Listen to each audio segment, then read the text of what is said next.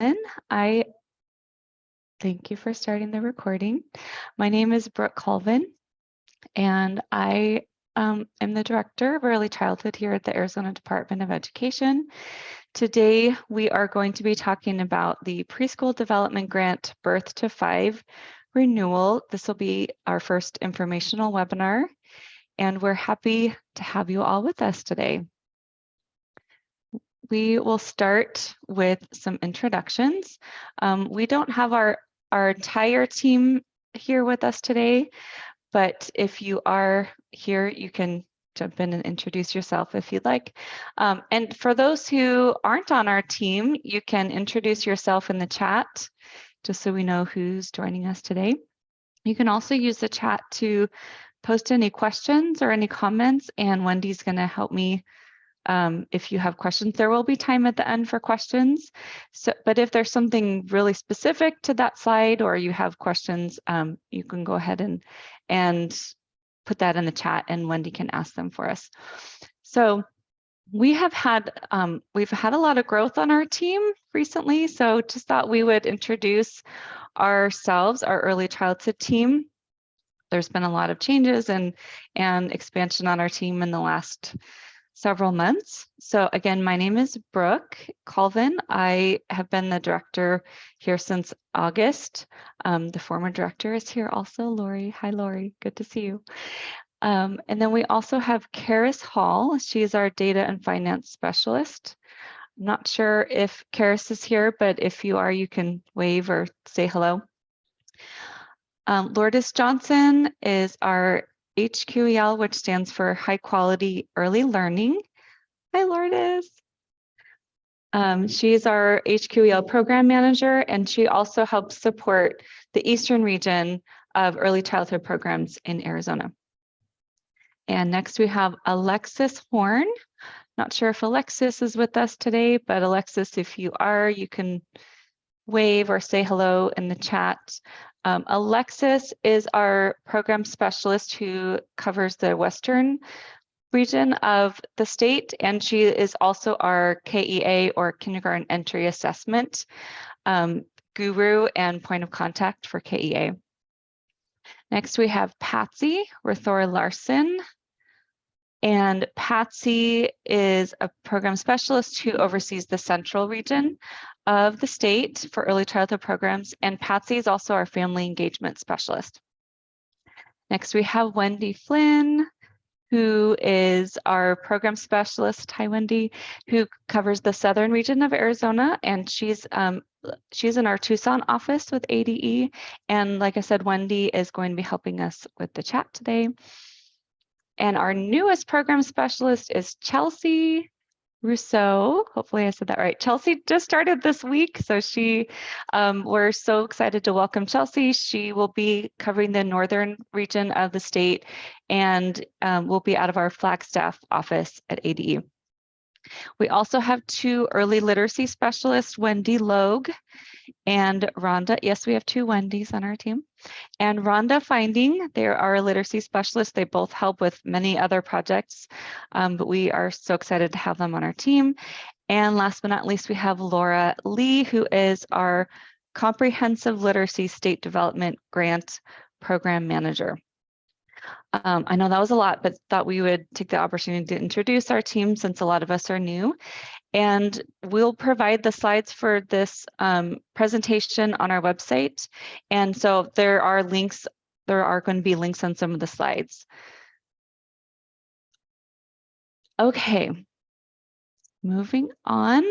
Our agenda for our webinar session today is that we're first going to go over the Preschool Development Grant, provide an overview and kind of a history of PDG in Arizona.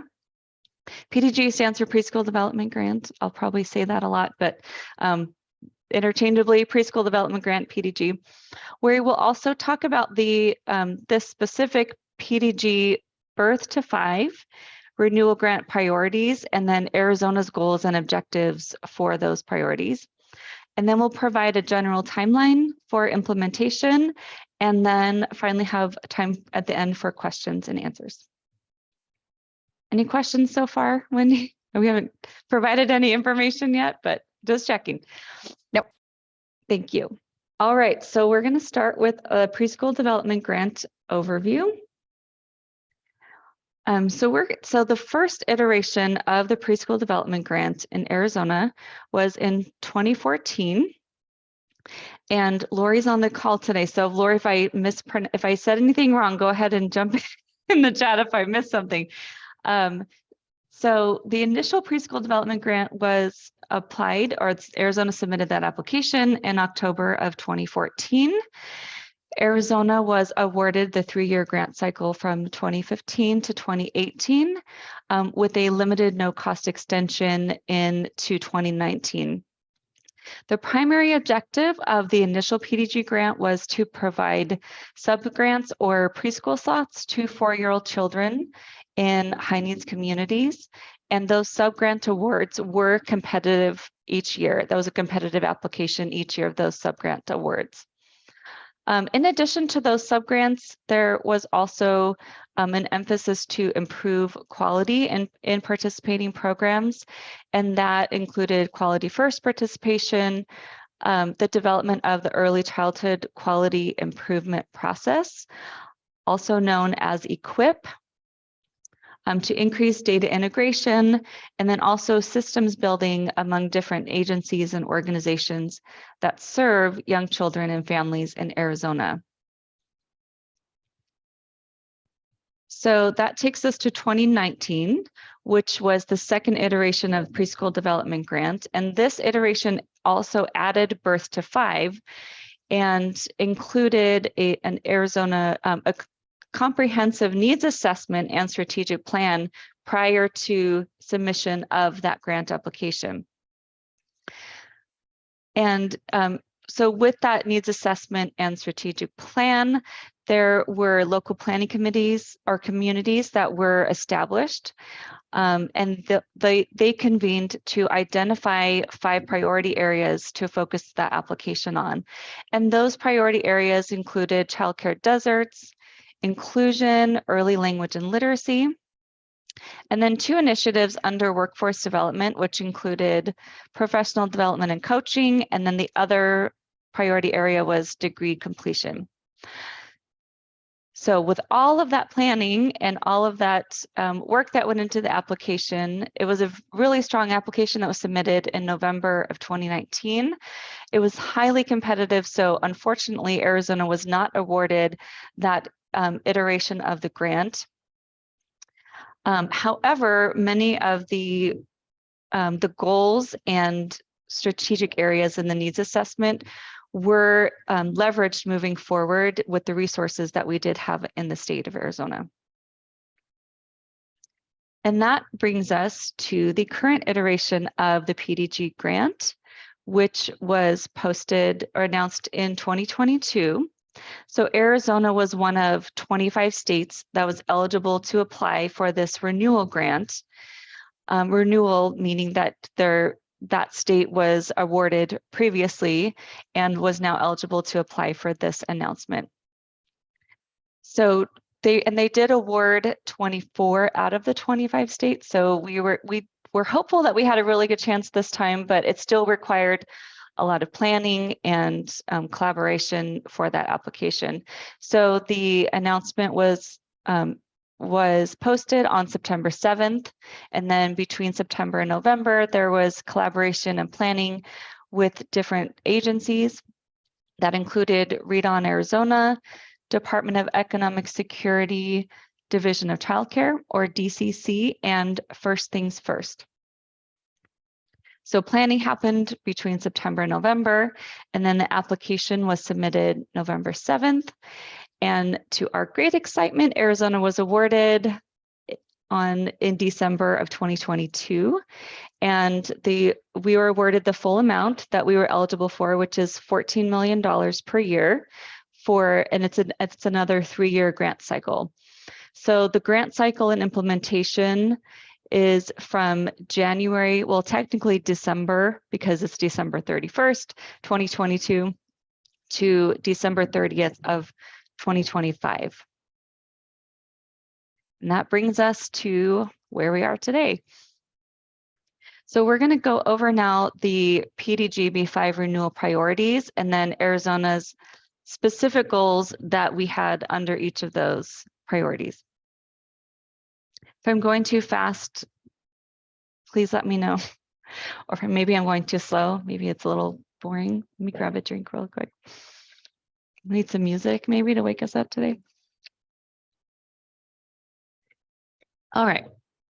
So the current PDG B5 renewal grant outlines 6 primary activities that were required to be addressed in the grant application. Activity 1 is to update a comprehensive statewide birth to 5 needs assessment. Activity 2 was to update the statewide birth to 5 strategic plan. Then activity 3, maximize parent and family engagement. Activity 4, support the birth to 5 workforce and disseminate best practices.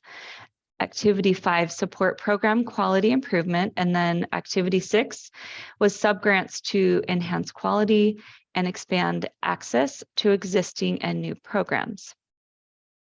In addition to those activity areas, there were 2 bonus areas that we included in our application.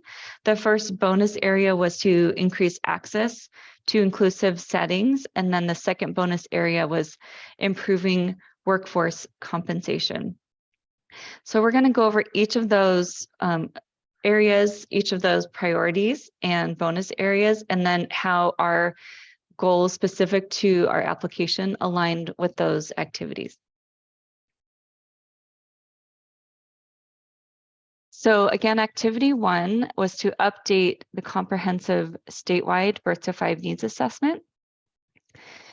And so again, this was a lot of the work for the initial comprehensive needs assessment happened in 2019 with the planning for that iteration of the PDG grant application.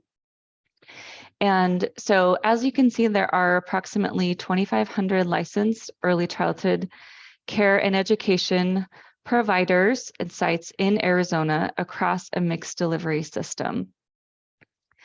So through our partnership with the agencies that we collaborated on for this application, they provided data and reports collected from those partners and identified effects of the pandemic that have been significant across all of those provider types. And some of those effects that were highlighted in those reports was the gap between the actual cost of quality for early childhood programs and the compensation for providers. The gap between the cost of quality and what providers were actually the resources that were available to those providers. That gap was high prior to the pandemic. However, the effects have been exacerbated in the last few years. Many of you have felt those very personally. And some of those effects have been the increase in costs with simultaneous decrease in enrollment in children and family enrollment and programs. This decrease in enrollment has been seen in child care centers, in family providers, in public schools, and Head Starts over the last several years. And in addition to a decrease in enrollment, there's also been staff shortages and competition for compensation. So many businesses have actually significantly increased their wages for entry-level positions. However, the funds to increase wages for early childhood educators has not been able to remain as competitive or to keep up with the staff needs and with inflation and the increase in costs for programming. And this is just a snapshot of what was included in the needs assessment and in their application, but just wanted to highlight a few data sets and points that were included. The needs assessment for activity 1 is going to be updated and continue throughout the grant cycle. And we are hopeful that with additional funding through COVID relief funds and through this PDG grant, that these challenges will, that those efforts will increase and help to improve the outcomes and the challenges moving forward.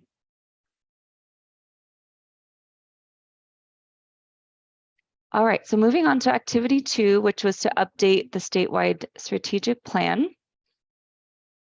And some of the updates and positive outcomes since the 2019 strategic plan include data integration, which is the launch, including the launch of the Maplet tool. And that was done in partnership with Read On Arizona. And they are getting ready to launch the Maplet 2.0 version very soon. And that is a tool that includes data integration from many different agencies and partners, and we've heard really great things about the new iteration of that tool. It'll be very user-friendly. And that was funded from the original PDG and continues. There's also been work to increase inclusive settings, and that includes training on the itinerant model for inclusive settings. And the early literacy, there's been a lot of initiatives and work in early literacy. And one of those is the grant that I mentioned earlier that Laura Lee oversees, which is the Comprehensive Literacy State Development Grant. That is a 5-year grant, and we are in year 3 of that 5-year cycle. That has included training in letters, which is language, see if I can remember this, language essentials for teaching of reading and spelling. Letters is a training that is grounded in the science of reading, and there have been thousands of educators in the last year who have been trained in letters and continue to be trained in early literacy. That's one initiative of that grant. So there's been an increase in early literacy training and coaching. And also in the school readiness, we've had implementation and adoption of a statewide kindergarten entry assessment, or KEA. If you work at an LEA, you've hopefully heard of the KEA. This year is the baseline year for KEA, where we are, all schools are getting trained in the tool and assessing 25% of their current kindergarten students. And then next year in the 2023 to 2024 school year will be full implementation of all kindergarten students in the first 45 days of enrollment. They will all be assessed using the same tool. So we are really looking forward to having data in the kindergarten space and to see how that aligns with the work that we've been doing in preschool and how that that longitudinal data of children entering kindergarten and assessing if they really are meeting those widely held expectations in kindergarten. Activity 3 of the PDG B5 grant is to maximize parent and family engagement in the birth to 5 system. So the activities that Arizona has proposed in our application focused on statewide activities as well as local community activities. So some of those statewide activities included enhancing Arizona's statewide family engagement center, as well as increasing resources available to families on that digital resource, and to serve as kind of a digital hub of resources to parents and families. And we will also be performing or implementing family engagement learning cohorts.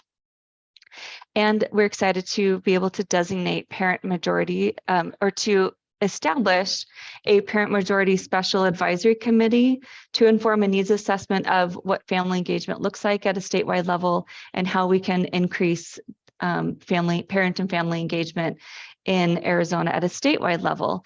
And then at the local community level, there is funding in the grant set aside to establish additional regional family engagement hubs. There are several family engagement hubs, family engagement and literacy hubs that in partnership with Read On Arizona that are existing across the state, but we know that there are additional communities that we would like to reach. And so in years 2 and 3 of the PDG grant, we will be establishing 2 additional family engagement and literacy hubs in high needs communities in both years of the grant. And with those family engagement and literacy hubs, we'll be providing training and direct programming services to families in the communities using their needs assessment and providing resources in their home language and to meet the needs of the families in those communities. Pause for a drink. Anything in the chat, Wendy? Any questions so far? No questions. Of course, because this is how technology works. My computer is about to force a restart. So Lourdes is going to take over doing the chat and letting people in from the waiting room because it won't let me snooze that. So when I disappear, don't be alarmed. Okay, thanks, Wendy. And thanks, Lourdes, for stepping in. All right, we are on activity 4, which is to support the birth to 5 workforce and disseminate best practices. So the Department of Economic Security, Division of Child Care, their Professional Career Pathway Project provides equitable access to college coursework. Oh, that's further down in the slide. Sorry about that. I'll get to that in a minute. So 2 of the main priorities and the goals for this activity are to increase professional development and then to focus on recruitment and retention. So in the notice of funding award announcement for PDG, there was a significant emphasis on supporting the workforce. And that can, there were a lot of different examples of what that could look like.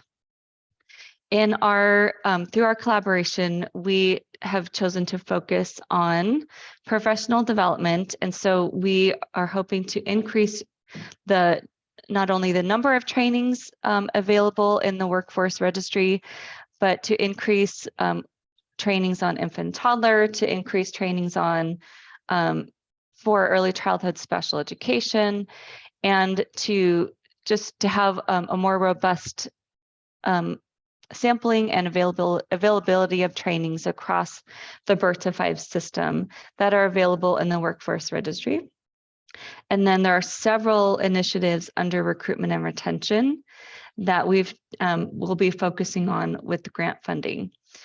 One of those strategies is that within our ADE early childhood team, we'll be hiring a workforce liaison, and that individual will be a specialist who will kind of be a liaison between the workforce in the field. So to support pre-service and in-service training, to serve on work groups for professional development, and also to work with CTE programs, which is career and technical education, and also collaborate with institutes of higher education. Up to this point, we have been working a lot in the professional development and recruitment and retention, but we haven't had a dedicated specialist to focus primarily on workforce. So we're excited to be able to have someone dedicated solely to that work. In addition, we also have funds set aside to increase scholarships for early childhood educators through the Arizona Teacher Academy. We're also going to be promoting, which this is a fairly new rule in Arizona. It's called the Experienced Educator Rule, to increase, and that will be to increase certified early childhood teachers in the field. And that rule is, what that means is that anyone who's a certified educator can re-enter the workforce and renew their certification without needing to go through all of the professional development requirements at a fee of only $20. So it's a really exciting rule that was just passed, and we are going to be promoting that and letting educators know that they can re-enter the workforce without needing to go through all of the hoops of recertification. In addition, we're going to be extending the Department of Economic Security, Division of Child Care, Professional Career Pathway Project. That's what I started reading about earlier when I got to this slide. So the goal of that project is to provide equitable access to college work statewide by funding tuition, registration, course fees, textbook stipends, and allow childcare providers and eligible students to meet their individual educational goals and then earn credentials in early childhood toward certificates, credentials, and degrees. So beginning in January 2023, through this project and Central Arizona College, Arizona will establish, and they're working on an early childhood educator apprenticeship pathway. And so there has been funds set aside through PDG to enhance and support that apprenticeship program, and funding will be available in year 2 of that grant. Am I still sharing my screen? Okay. I looked at my screen for a second. I didn't see the outline, and I just wanted to make sure you could still see what I was saying. Yes, you are, Brooke. Don't worry. Okay, thank you. I'm used to Teams, and Zoom is just a little bit different.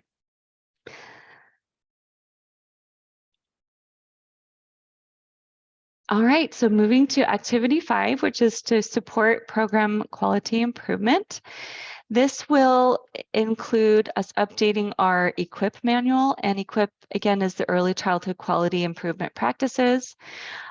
Patsy Rothor-Larson on our team has worked diligently over the past several months to update our EQUIP manual. Currently, there are 5 standards, and so we're updating all of the standards and also adding a standard on inclusion. So we're really close to that manual being completed. We just need to kind of put all of the standards and indicators together. We are making for those who are familiar with the EQUIP manual, we're making the rubric a little bit more user-friendly and providing some guidance and training to go along with that, to that update to the manual. We are also going to be updating our program guidelines for high quality early education, birth through kindergarten. That manual includes 8 different standards on programs, including, staff qualifications, and there are several different, and family engagement is one of them. There are 8 different guidelines, and it is in need of updating. The last edition was published in 2010. We recently updated the formatting of the manual, so it was a little more palatable to look through and to sift through, and matched our branding. But the actual content and the guidelines itself is going to be updated throughout the PDG grant. And we know that's going to be a lot of work and will take probably the whole full 2 to 3 years of the grant. But for those of you on this call, some of you may be involved, and we hope to get involvement across multiple agencies and collaboration and updating those guidelines. In addition, for program supporting quality improvement, professional development, it seems to cover many of these activities, so it kind of falls under many of these improving quality. But for this one specifically, we've added funding for an extensive infant toddler training called PITC, which is Program for Infant Toddler Care. So we look forward to approximately 25 individuals participating in a cohort of the Train the Trainer. So even after PDG funding sunsets, we will have hopefully additional training in the infant toddler care. We know that that's been a high need in the state, and we are looking forward to providing that professional development starting in year 2 of the grant. We're also going to continue letters training for early childhood in the science of reading. We've had thousands of educators, and within our own agency, we have been taking the letters training, and it's a really phenomenal training in the science of reading, and we're going to continue providing that training to additional early childhood educators through the PDG funding. And we are also going to use some of the funding starting in July of 2024. We know that Quality First expansion or Quality First inclusion, many programs throughout the state were provided funding to participate in Quality First through July 2024. And so we've set aside funding with PDG to continue that participation from July 2024 through December 2025 when the grant cycle concludes. And just want to reiterate or just want to expand on that a little bit. For that Quality First participation will be for those who receive subgrant awards from PDG. Unfortunately, there wasn't enough funding to provide Quality First participation for all providers in the state, but at least those who are participating in PDG will not lose their participation in Quality First. Hopefully that made sense.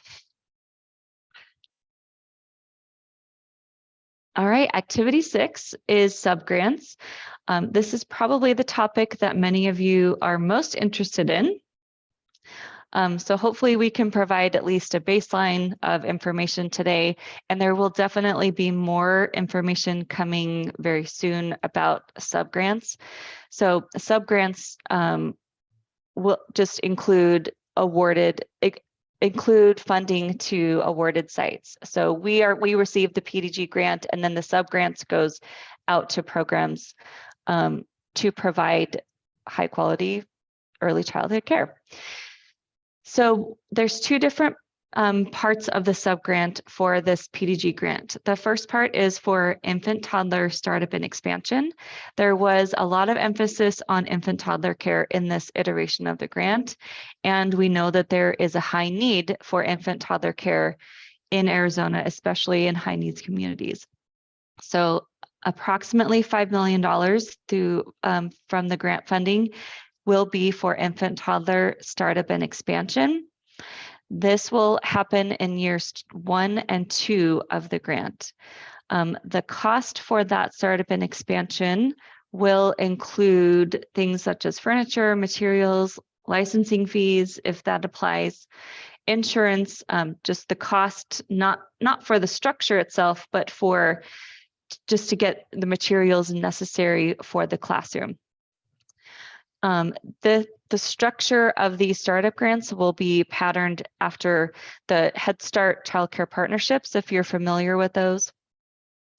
And they will be available, those partners, this expansion grant is available to Head Start programs as well, to expand at those Head Start Child Care Partnerships.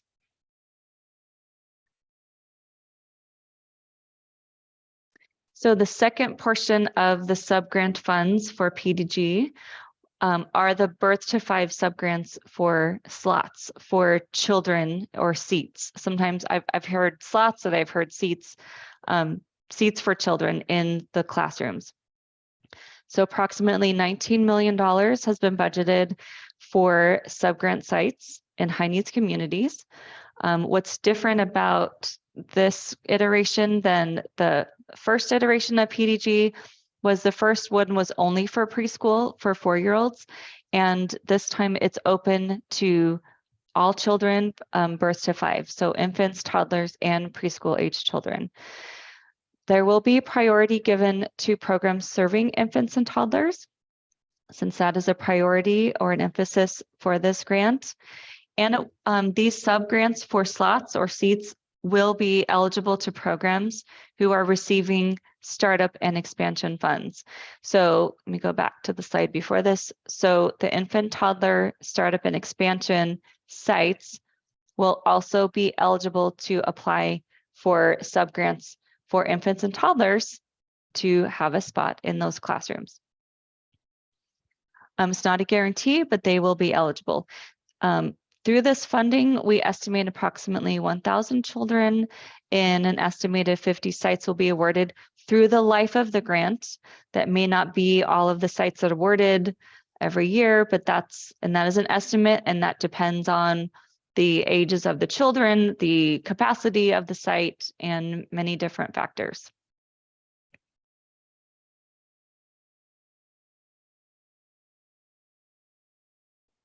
Addressing the bonus areas of the grant, the first one was increasing access to inclusive settings. We have set an an ambitious goal for ourselves in Arizona. Our current percentage of children who have been identified with special needs or developmental delays or disabilities, the current percentage of children in that category who, I'm sorry, I lost my train of thought, who are in inclusive settings, inclusive early childhood settings, meaning that they're with children who are typically developing peers, is only 31% currently in Arizona. We have set a goal that we will get to 50%. We know that is ambitious, but we know that it's possible. And we are excited about this goal. 50% is closer to the national average, and we know we can get there. Part of that goal is that we're going to be hiring an inclusion specialist on our ADE team. So what's unique about that, we do have an early childhood special education team that is dedicated to all things early childhood special education, but this specialist will be housed in our team, which serves the general early childhood public. And so this inclusion specialist will be able to work with existing programs who have never had an inclusive setting and be able to train on the itinerant model and and how to expand inclusive settings at general public schools. And we're also going to increase professional development. So as I mentioned, we're going to be focused on increasing trainings for early childhood special education in the workforce registry. Currently, there's not a category, as far as I know, in the registry that is for early childhood special education trainings. So we're hoping to create that category and provide additional trainings because there is such a need for those types of trainings for educators who are with children with special needs. And so we're looking forward to increasing that. Also providing technical assistance and training on the itinerant model and inclusive classroom profile.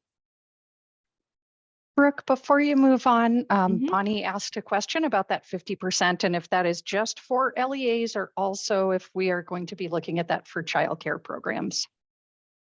That is for all programs. That's a really good question on if that 31% is just in LEAs or if it's for all programs. But the goal that we have is for all programs. Lori, did you have something to add? Sorry, you turn your camera on and get ready to talk.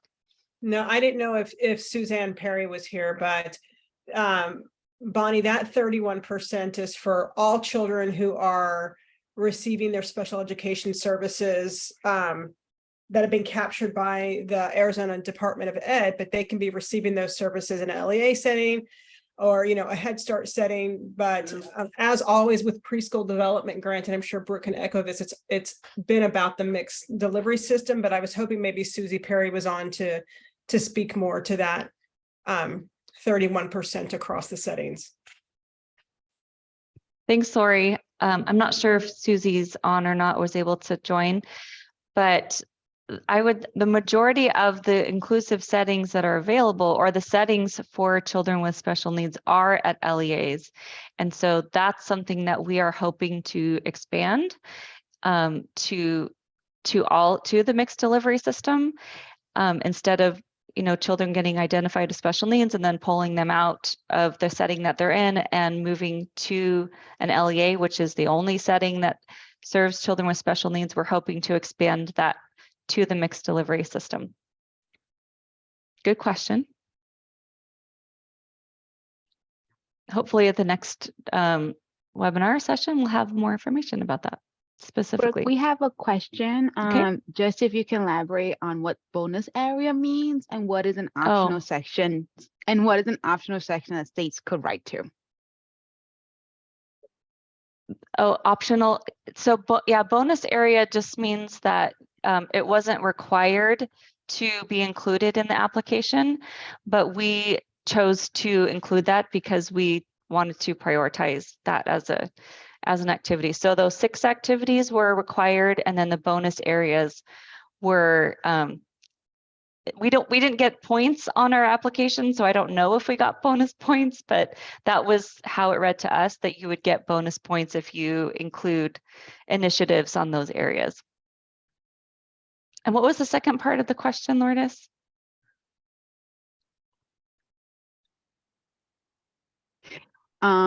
It was, what is an optional section states could write to? It was asked by one of the chat if they could elaborate more on what that question means. I'm not sure, and I do want to interpret it incorrectly.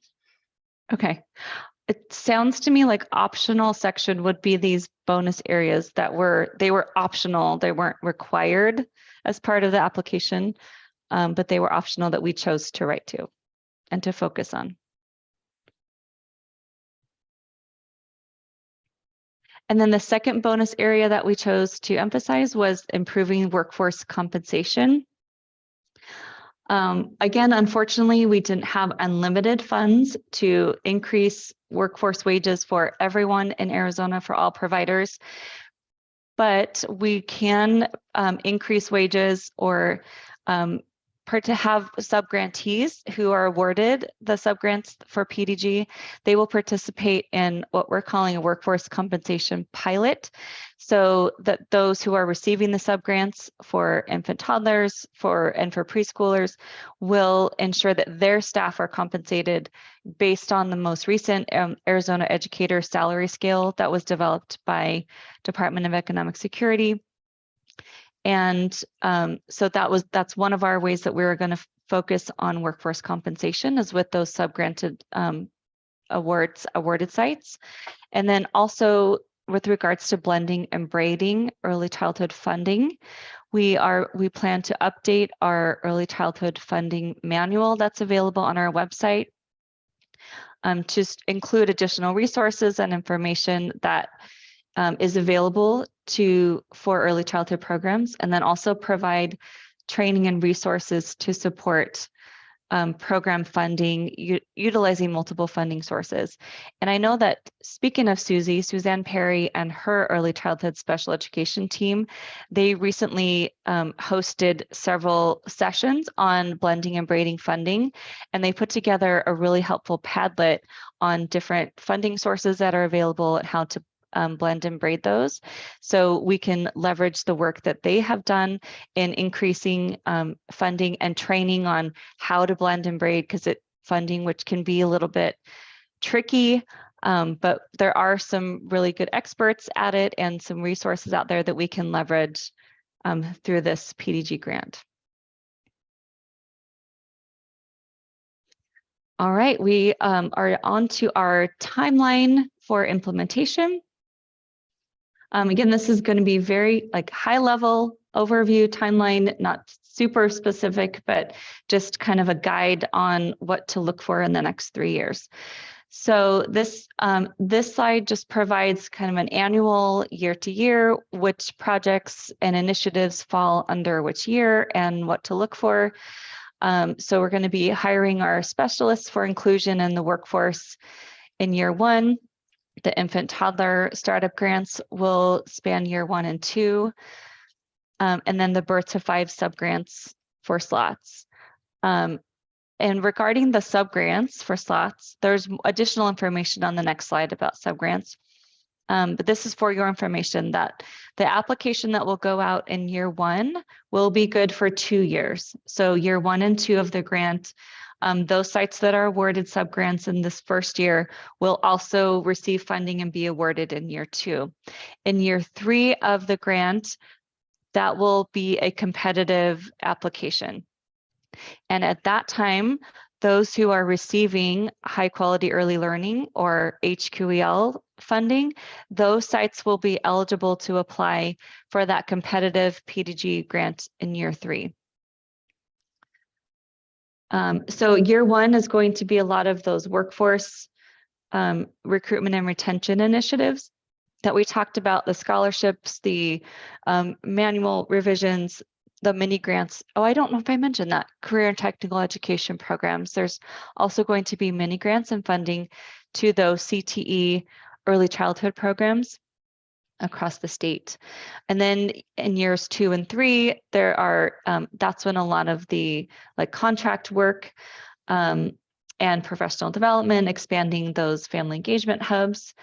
Also, there's going to be a school readiness summit. I don't think I mentioned it on the previous slide, but in the summer of 2024, we will be hosting a school readiness summit. We are excited about this. It's been a while since we've done an early childhood summit in person. So this year we'll be planning for that, but look for more information to come on that school readiness summit for next year. And let's see if I missed anything. Another aspect or another funding that we have set aside is for the Arizona Workforce Registry to what we've heard it's called modernizing, but just updating and enhancing the Workforce Registry to make it more user-friendly and to modernize the functions in the registry. And so that will start in year 2 of the grant. I think most of those I covered. Yes. Sorry, can you just clarify? We have 2 questions about HQEL sites applying for PDG, and both are kind of wondering, are they able to apply in year 1 and 2, or do they have to wait for year 3? That's a good question. So they are not eligible to apply in years 1 and 2, but they are eligible to apply in year 3. Because the funding for, well, we don't have the dates yet and the months of when these applications are going to be available, but funding for HQEL goes through September or July of 2024, and then they will be eligible to apply in 2025. And then the only other question at this point, Brooke, is just if, do we have an Arizona educator salary scale? Someone is asking if they can get a copy of that, and I wasn't sure where to point them, but I can point them to the right place if you need me to. So that was developed by the Department of Economic Security, Division of Childcare. There is a snapshot of it in our PDG application, but I'm not exactly sure. Maybe if there's anyone from DES here who, if it's on their website or where that would be, let me know. I will actually, we are in the works of building our PDG webpage, but we have uploaded our application to the site. So let me drop that in the chat so that you can all view the application that was submitted. So that is available. And that the salary scale, like I said, there's a snapshot of it in that application, but I don't have the link to it at the moment. So TBD, it's somewhere. We'll have that for our next session available. Good question. So this is a kind of a general timeline for year 1. Kind of what we are hoping to look for as far as the sub-grant applications. So in the next few months, we are building an eligibility list. Again, these will be for high needs communities. It's very similar to our HQEL and the previous PDG grants. There's going to be several different data sets used for the eligibility list. So low income areas and high need. And then we're also going to be building the application and the grant through our grants management system. So the next few months, we'll be planning and building that list and the application. In March, we plan to hire those additional specialists in inclusion and workforce. And then in around April and May, we plan to post those applications to the sites that are eligible. We'll be submitting and reviewing those. And then around June and July, we will award those subgrants. And that, again, that will be for the infant toddler startup and expansion, and also for the birth to 5 slots. In August, those sites who are awarded the subgrant funding, they Their programming will begin in August, and then in September through December of this year, we will be providing technical assistance, program monitoring, site visits, very kind of similar to HQEL and PDG B4. Not B5. I meant the word B4. PDG, how it was before.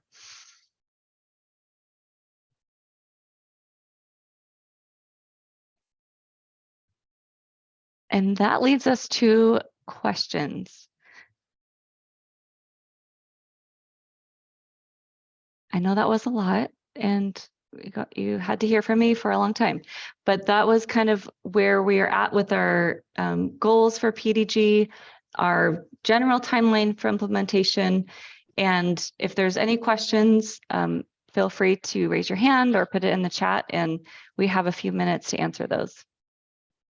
So Brooke, we did have one additional clarification from a program who's in HQEL right now, asking, since HQEL is for 3- and 4-year-olds, does that mean that those programs still would not be allowed to apply for infant and toddler startup in years 1 and 2 of PDG?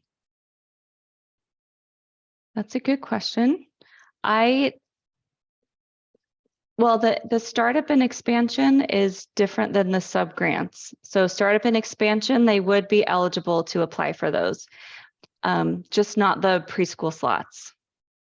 But that, yeah, that's a good question. Well, yeah, thanks for that. That came from Jody. Very good question. We have a few others in the chat. I don't know if anyone wants to unmute and not listen to me ask their question. You're welcome to do that. Can I unmute real fast? This is Jody. Of course, Jody, go ahead.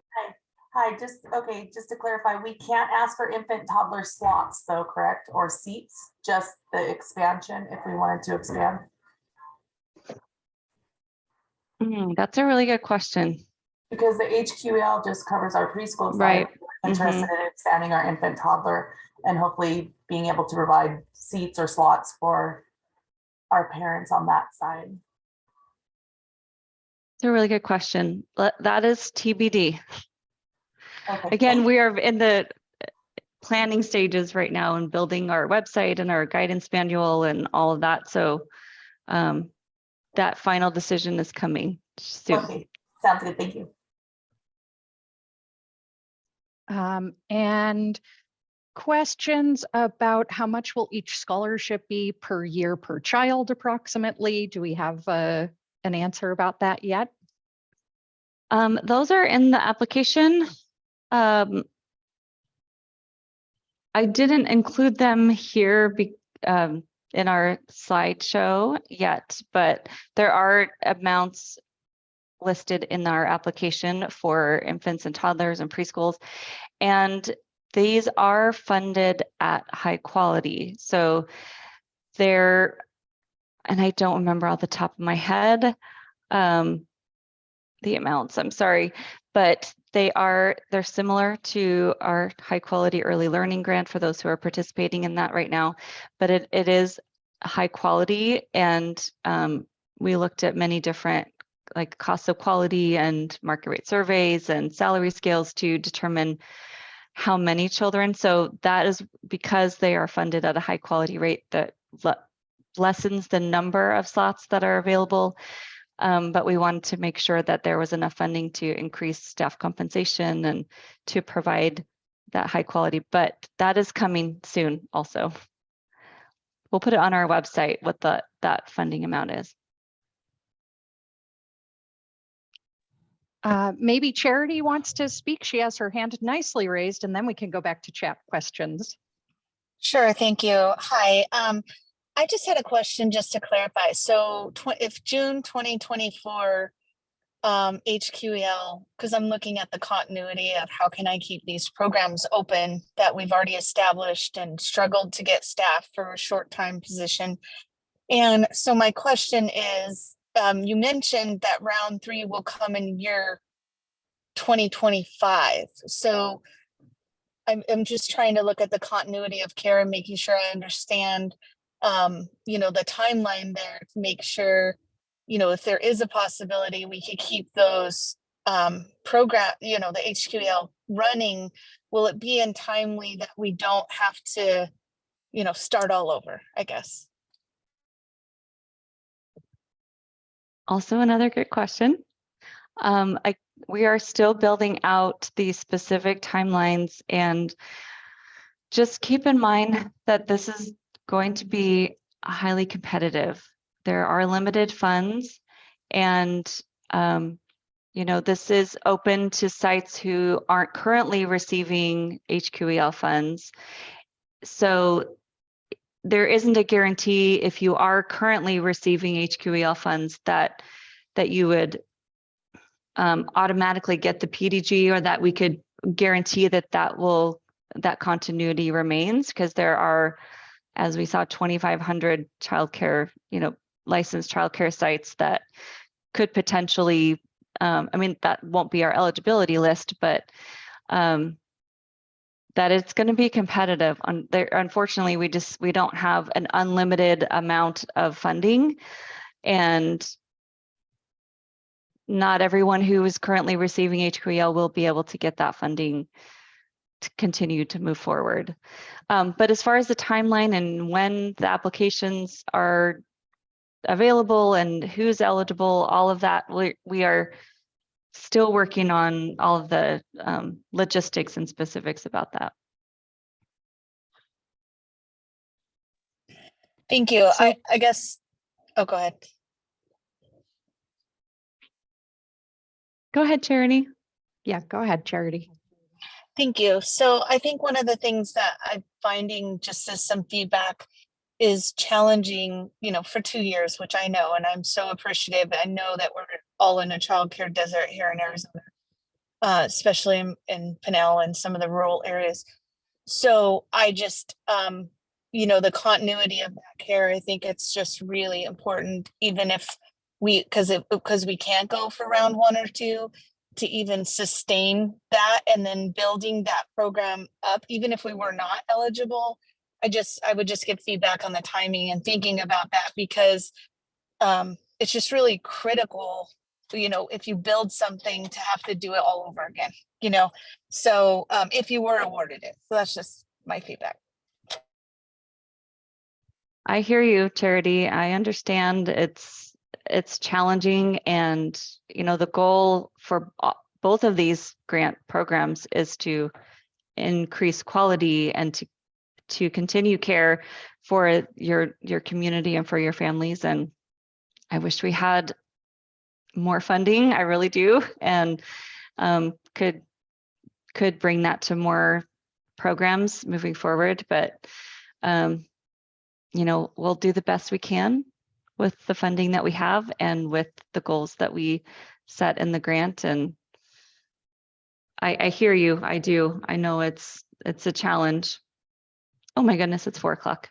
I was just going to say, Brooke, we're at 4 o'clock. I did save the chat so that we can circle back about questions that we weren't able to answer while we were here today. We'll create an FAQ document or something, but we do have our Spanish session starting like now, so we don't want to make those folks wait. Thank you, everyone. Appreciate it. Thank you for your time today. Thanks so much.